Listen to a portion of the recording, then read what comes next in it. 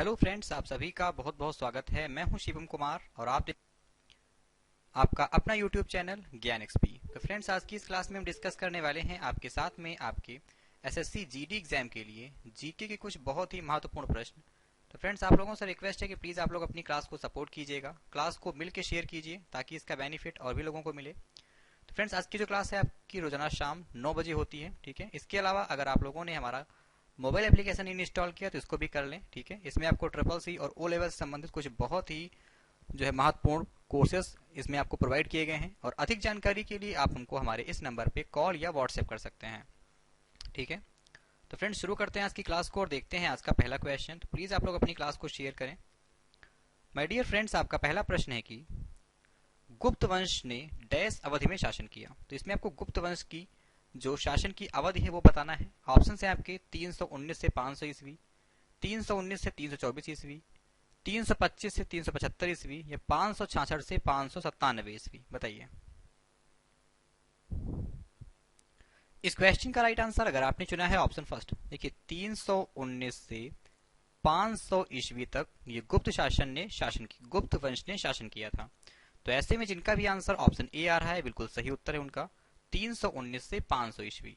Okay, चलिए देखते हैं इस क्लास का अगला प्रश्न।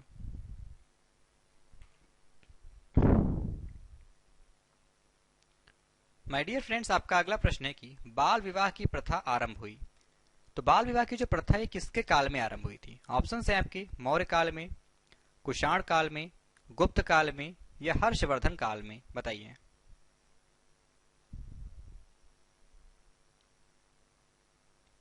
तो वेरी गुड फ्रेंड्स, इस क्वेश्चन का राइट आंसर हो जाएगा हमारा ऑप्शन थर्ड, गुप्त काल में। देखिए बाल विवाह की जो प्रथा है ये गुप्त काल में आरंभ हुई थी। ओके, ऑप्शन थर्ड जिनका भी आंसर आ रहा है बिल्कुल सही उत्तर है उनका। Very good. चलिए अब हम ले चलते हैं आपको इस क्लास के अगले क्वेश्चन की तरफ।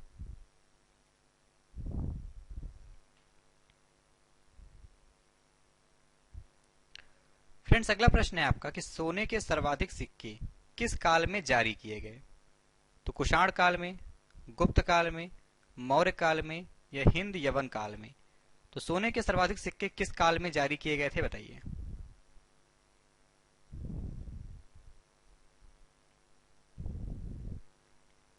इस क्वेश्चन का राइट आंसर हो जाएगा हमारा ऑप्शन सेकंड, गुप्त काल में, ठीक है।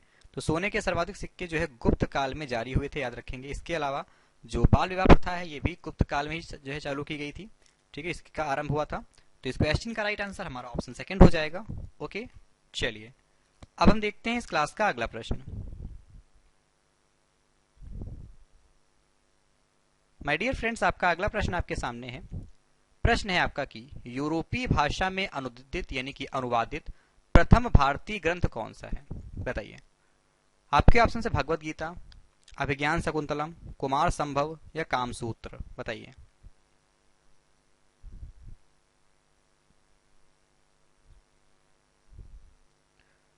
इस क्वेश्चन का राइट आंसर अगर आपने चुना है ऑप्शन सेकंड, अभिज्ञान शकुंतलम।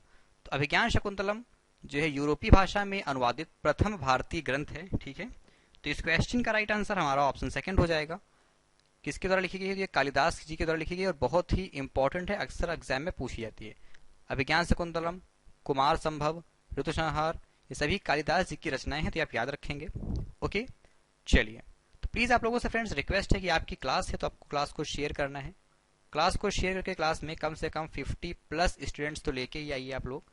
तो प्लीज आप लोग क्लास को शेयर करते रहें। फ्रेंड्स, आपका अगला प्रश्न आपके सामने है कि सती प्रथा का पहला उल्लेख कहां से मिलता है? ऑप्शन है आपके भीतरगांव लेख से, विलसद स्तंभ लेख से, एरण अभिलेख से या भीतरी स्तंभ लेख से। तो सती प्रथा का पहला उल्लेख कहां से मिलता है? बताइए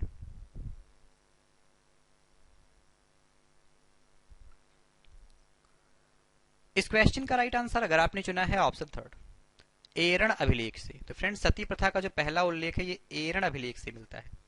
option third is the right answer of this question, Eran अभिलेख से। ओके, चलिए तो मेरे प्यारे दोस्तों भाइयों फटाफट से देखते हैं इस क्लास का अगला प्रश्न।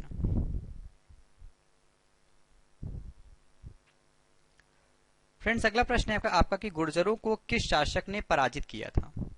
बताइए गुर्जरों को किस शासक ने पराजित किया था? ऑप्शन है आपके प्रभाकर वर्धन, राज्यवर्धन, हर्षवर्धन या शशांका। अच्छा क्वेश्चन है, बताइए गुर्जरों को किस शासक ने पराजित किया था?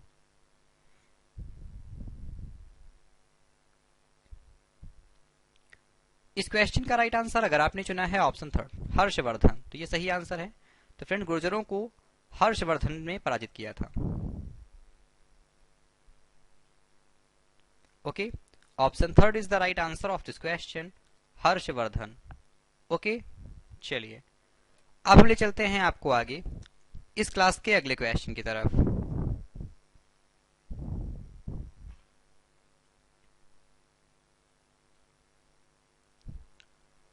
अगला प्रश्न है फ्रेंड्स कि आज भी भारत में हेनसांग को याद करने का मुख्य कारण है। तो आज भी भारत में हेनसांग को क्यों याद किया जाता है? आपके ऑप्शंस हैं हर्ष के प्रति सम्मान, नालंदा में अध्ययन, बौद्ध धर्म में आस्था या सीयू की रचना। बताइए।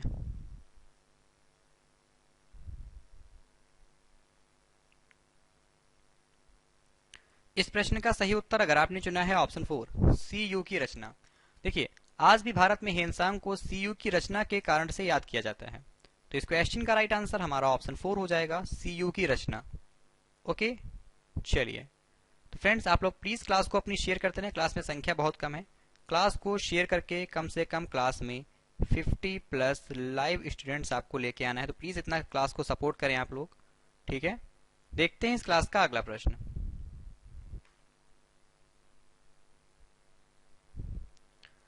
माय डियर फ्रेंड्स अगला प्रश्न है आपका कि हर्षवर्धन के विजयी जीवन में एकमात्र पराजय देने वाला पुलकेशिन द्वितीय कहाँ का शासक था? बताइए। आपके ऑप्शन है बादामी, कल्याणी, वेंगी या तंजौर। बताइए।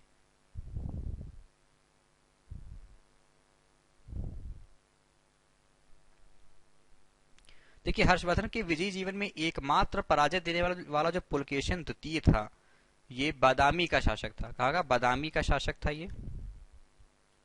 Okay, option first is the right answer of this question, Badami. Okay, चलिए अब हम देखते हैं इस क्लास का अगला प्रश्न।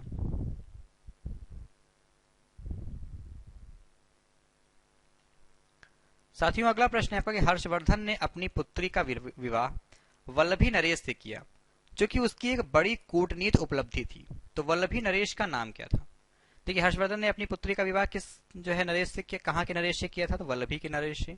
अब उनका नाम क्या था ये आपको बताना है। आपके ऑप्शंस हैं ध्रुवसेन द्वितीय, शशांक, देवगुप्त या ग्रहवर्मा।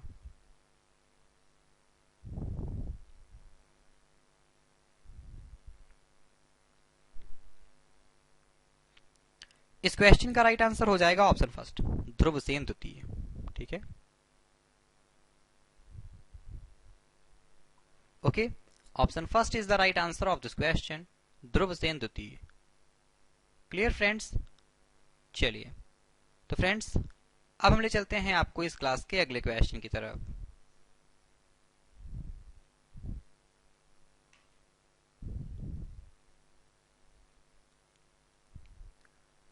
फ्रेंड्स अगला प्रश्न है आपके सामने की, एक सेकंड क्वेश्चन को मैं जूम कर देता हूं तो अब आपको क्वेश्चन भी क्लियरली दिख रहा होगा, ठीक है। एक सेकंड, यस। फ्रेंड्स आपका प्रश्न है कि 641 ईस्वी में चीन के राजा ताई सुंग के पास एक राजदूत भेजा। तो जो है चीन के राजा के पास जो है एक राजदूत 641 ईस्वी में किसके द्वारा भेजा गया था? ऑप्शन है आपके राज्यवर्धन, आदित्यवर्धन, प्रभाकर वर्धन या हर्षवर्धन। बताइए बताइए।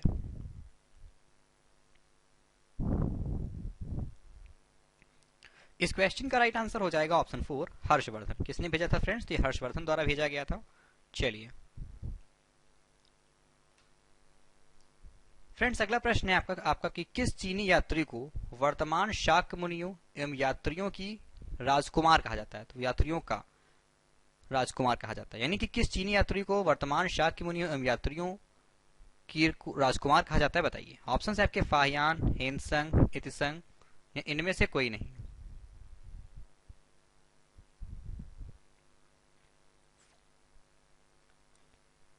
इस क्वेश्चन का राइट आंसर हो जाएगा option second Hiuen Tsang. Option second is the right answer of this question. Okay, चलिए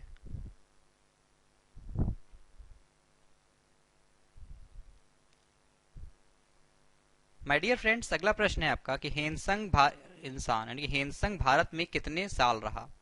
तो हेनसंग जो था यात्री, ये भारत में कितने वर्ष तक रहा था आपको बताना है। ऑप्शन है आपके 12, 13, 14 या 20।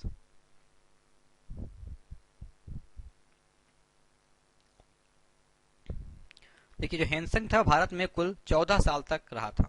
कितने? 14 ईयर्स, यानी कि 14 वर्ष तक ये भारत में रहा था।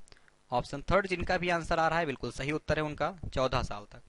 ओके, चलिए अब हम देखते हैं इस क्लास का अगला प्रश्न।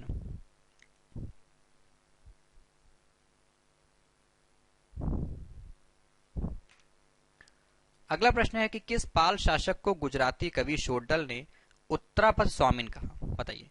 तो फ्रेंड्स, क्वेश्चन अच्छा है कि आपको बताना है कि किस पाल शासक को गुजराती कवि शोडल ने उत्तरापद स्वामिन कहा था। ऑप्शन है आपके धर्मपाल, गोपाल, देवपाल या इनमें से कोई नहीं।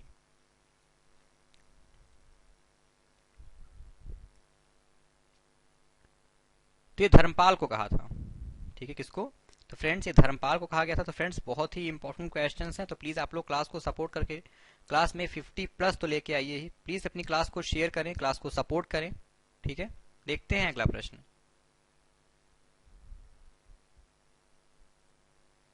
अगला प्रश्न है कि 9वीं सदी में भारत आए अरब यात्री सुलेमान ने किस साम्राज्य को रुहमा कहकर संबोधित किया। अच्छा क्वेश्चन है। तो रुहमा कहकर किस जो है साम्राज्य को संबोधित किया गया था। आपके ऑप्शंस हैं पाल, प्रतिहार, राजकोट या सेन। बताइए।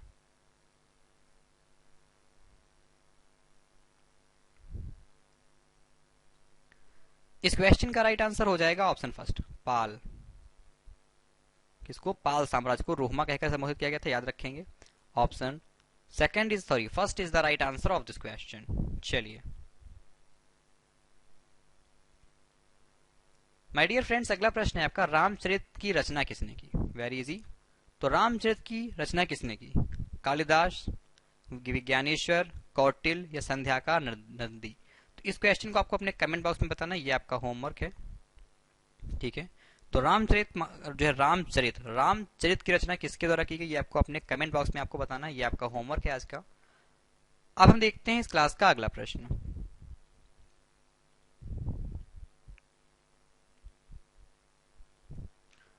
फ्रेंड्स, अगला प्रश्न है आपके सामने कि पाल वंश के पतन के बाद बंगाल का राजनीतिक नेतृत्व प्रदान किया। बताइए। तो पाल वंश के पतन के बाद बंगाल का राजनीतिक नेतृत्व जो है किसको प्रदान किया गया? सेन वंशों ने, शर्की सुल्तानों ने, खिलजी ने या इनमें से कोई नहीं।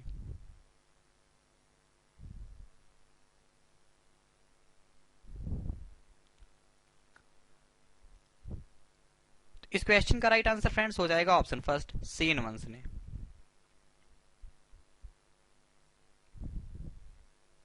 Okay, option first is the right answer of this question, Sen वंश ने।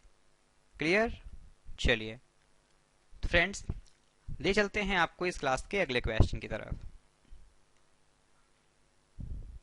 अगला बहुत सिंपल सा क्वेश्चन है कि अकबर की युवा अवस्था में उसका संरक्षक था। तो हेमू, फैजी, अबुल फजल या बैरम खां। तो अकबर की युवा अवस्था में उसका संरक्षक कौन था? बताइए।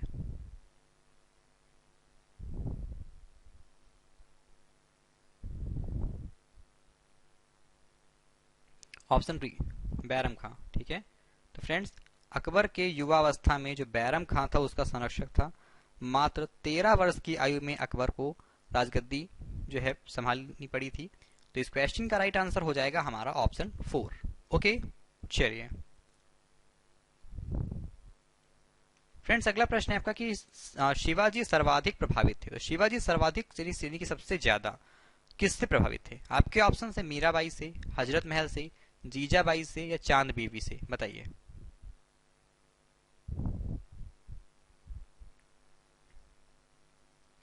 इस क्वेश्चन का राइट आंसर हो जाएगा हमारा ऑप्शन थर्ड, जीजाबाई से। ठीक है, तो फ्रेंड शिवाजी सर्वाधिक जो है जीजाबाई से प्रभावित थे। Option third is the right answer of this question. Okay, चलिए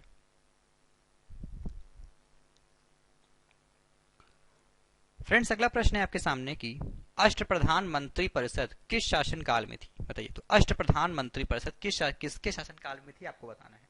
ऑप्शन है आपके टीपू सुल्तान, अकबर, शिवाजी या कृष्णदेव राय?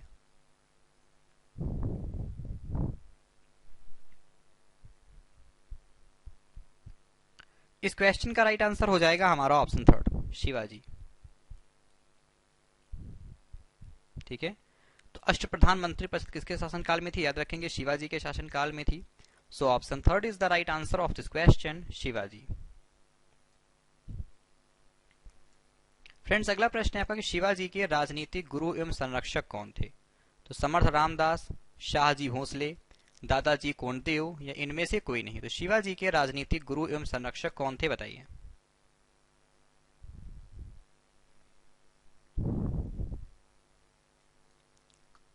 इस क्वेश्चन का राइट आंसर हो जाएगा हमारा ऑप्शन थर्ड, दादाजी कोंडदेव। ठीक है,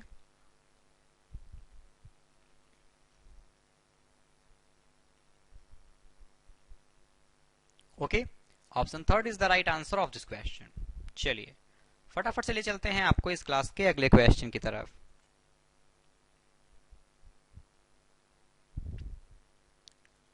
अगला प्रश्न है फ्रेंड्स कि शिवाजी को कर्म दर्शन का उपदेश देने वाले एवं शिवाजी के पुत्र संभाजी को मराठों को संगठित करने और महाराष्ट्र धर्म को प्रचारित करने का उद्देश्य देने वाले मराठा संत थे। अच्छा क्वेश्चन है, फिर से क्वेश्चन को पढ़ते हैं कि शिवाजी को कर्म दर्शन का उपदेश देने वाले शिवाजी के पुत्रों सामजी को मराठाओं को संगठित करने और महाराष्ट्र धर्म को प्रचारित करने का उपदेश देने वाले मराठा संत कौन थे, बताइए।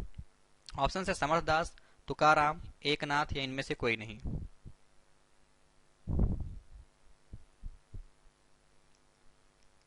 Option first, Samarth Ramdas. Option first is the right answer of this question. चलिए अब हम देखते हैं इस क्लास का अगला प्रश्न।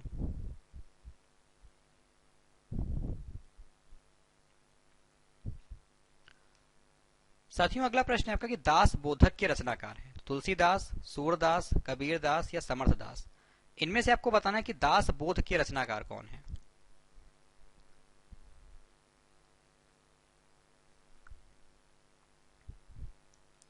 तो इनके बारे में भी हम लोग डिस्कस कर रहे थे। जो समर्थ दास जी हैं, यही जो है दास बोध के रचनाकार हैं। किसके? तो ये जो है दास बोध के रचनाकार हैं समर्थ दास, समर्थ रामदास। ठीक है, so option 4 is the right answer of this question.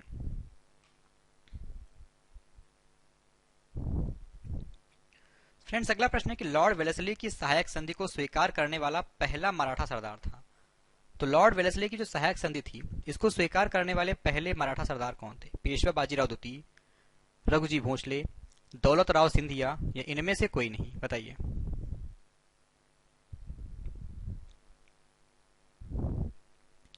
तो ये थे पेशवा बाजीराव द्वितीय। Option first is the right answer of this question, Peshwa Bajirao द्वितीय। ओके, चलिए फ्रेंड्स, अगला प्रश्न है आपका कि मुगल सत्ता की पुनर्स्थापना किस युद्ध में हुमायूं को मिली विजय के फल स्वरूप हुई? तो इसमें आपको बताना है कि जो मुगल सत्ता की स्थापना थी, तो किस युद्ध में विजय के पश्चात हुई थी, यानी कि मुगल साम्राज्य की स्थापना किस युद्ध की विजय के फलस्वरूप हुई। ऑप्शन है आपके पानीपत का प्रथम युद्ध, दौरा या दौराहा का युद्ध, मंदसौर का युद्ध या सरहिंद का युद्ध। तो इस क्वेश्चन को भी आप लोग अपने कमेंट बॉक्स में बताएंगे। ये आपके दो क्वेश्चन आपके होमवर्क के लिए हो गए। ठीक है, चलिए तो फ्रेंड्स, आज की इस क्लास में इतना ही। ठीक है, अगर आप लोगों ने हमारा मोबाइल एप्लीकेशन इंस्टॉल किया तो इसको भी कर लें, जो कि आपके प्ले स्टोर पे अवेलेबल है। ठीक है, प्ले स्टोर पे सिंपल सा आप ज्ञान एक्सपी सर्च करके हमारे ज्ञान एक्सपी मोबाइल एप्लीकेशन को इंस्टॉल कर सकते हैं। ठीक है, इसमें आपको फ्री वीडियो क्लासेस, फ्री और paid courses, test series, study material सब कुछ प्रोवाइड किया गया है। अधिक जानकारी के लिए आप हमको हमारे इस नंबर पे कॉल या व्हाट्सएप कर सकते हैं। ठीक है, इसके अलावा ये कुछ हमारी ई बुक्स हैं जो कि आपको हिंदी, इंग्लिश और केवल हिंदी और केवल इंग्लिश सभी प्रकार के वेरिएंट्स में अवेलेबल है। ठीक है, तो ये आपके ट्रिपल सी और ओ लेवल के लिए बहुत ही हेल्पफुल होंगी। ठीक है, ट्रिपल सी की ये सारी बुक्स हैं, तो आप इनको भी चाहें तो हमारे कैरिक्स मोबाइल एप्लीकेशन या वेबसाइट से जाके परचेज कर सकते हैं। ठीक है, तो फ्रेंड्स, आज की हमारी इस क्लास में इतना ही। Thanks for watching. ये कुछ हमारे सोशल मीडिया प्लेटफॉर्म्स जिन पे आप हमको फॉलो करके डेली अपडेट्स ले सकते हैं। ठीक है, तो फ्रेंड्स, आज की हमारी इस क्लास में इतना ही। तो मैं आपका फ्रेंड शिवम कुमार मिलता हूं आपसे नेक्स्ट क्लास में। तब तक के लिए आप लोग अपना ख्याल रखें, पढ़ाई करते रहें, सेफ रहें। Take care friends, bye bye.